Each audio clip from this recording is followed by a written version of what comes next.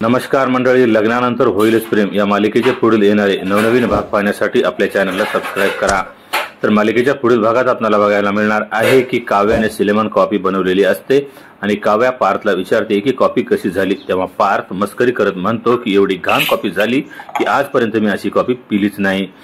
त्यानंतर पुढे आपल्याला पाहायला मिळणार आहे की नंदिनी पेपर वाचत असताना तेव्हा तिच्या हातात नोटीस पडते आणि ती नोटीस असते आनंद निवासच्या लिलावाची। नंदिनी जीवाला विचारते, त्यावेळेस जीवा म्हणतो की हा कागद आपलं भविष्य ठरवू शकत नाही। त्यावेळेस नंदिनीला कळतं की जीवाला अगोदरच हे माहित होतं की आनंद निवासचं ऑक्शन होणार आहे, पण तरी सुद्धा जीवाने आपल्याला हे सांगितलं नाही। त्यामुळे नंदिनीला आणखीनच गैरसमज होतो।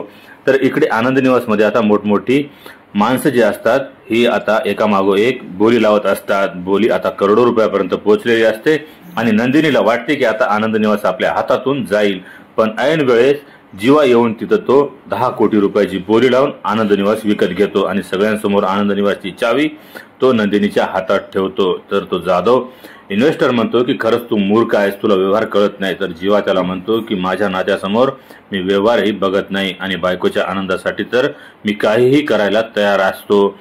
तर मंडळी, आता पुढील भागात आपल्याला पाहायला मिळणार आहे की जीवाने आनंद निवास घेऊन नंदिनीला सप्रेम भेट केलेला आहे। तर मंडळी, येणारे पुढील भाग अवश्य बघा आणि जर हा व्हिडिओ आवडला असेल तर व्हिडिओला लाईक आणि चॅनलला सबस्क्राइब करायला विसरू नका।